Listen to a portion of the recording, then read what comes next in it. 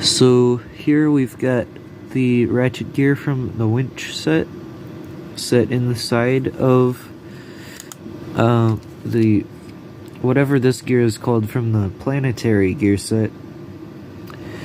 It's held in by two plates that I've modified to press fit some green inserts into. The engagement is a piece of lexan down here. I'll turn that around a bit so you can see it better.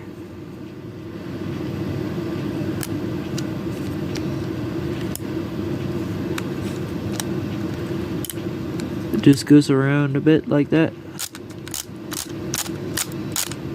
And I have used slightly modified standoffs as the bolt, as